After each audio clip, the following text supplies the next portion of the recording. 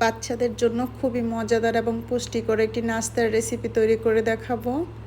আর আমার রেসিপিগুলো যদি ভালো লাগে অবশ্যই কমেন্টসে জানাবেন এবং আমার পাশে থাকবেন, আমার চ্যানেলটা সাবস্ক্রাইব করবেন। এখানে আমি একটি ফ্রোজেন পরোটা ব্যবহার করছি। পরোটাটা হালকা ভেজে নেব। তারপর আমি দিয়ে দিব একটা ডিমটা আমি একটু লবণ দিয়ে ফেটিয়ে রেখেছিলাম। আস্তে আস্তে ডিমটা পরোটার শেপে করে নিতে হবে। যখন হালকা সিদ্ধ হয়ে যাবে তখন আমি দিব হচ্ছে কয়েক স্লাইস টমেটো দেওয়ার পর আমি দিয়ে দিব কিছু মুরগির মাংস। এটা আমি মুরগির বুকের মাংস লবণ দিয়ে সিদ্ধ করে রেখেছিলাম। মুরগির মাংসগুলো দিয়ে দিব।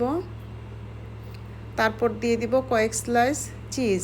যেহেতু বাচ্চাদের জন্য তৈরি করছি, বাচ্চারা কিন্তু চিজটা খুবই পছন্দ করে। তারপর ব্যবহার করব কিছু সস। এখানে আমি দিয়ে দিচ্ছি টমেটো সস। তারপর দিয়ে দিব হচ্ছে মেয়োনিজ। আর আপনারা ইচ্ছা করলে পরোটাটা বাসায়ও তৈরি করে নিতে পারেন। আমি এখানে ফ্রোজেন পরোটা ব্যবহার করেছি। আর একটু ঝালের জন্য দিয়ে দিব চিলি ফ্লেক্স, দিব একটু লবণ দিয়ে পরোটাটা খুব ভালো করে ভেজে নিব। আর আস্তে আস্তে চেপে চেপে ভেজে নিতে হবে।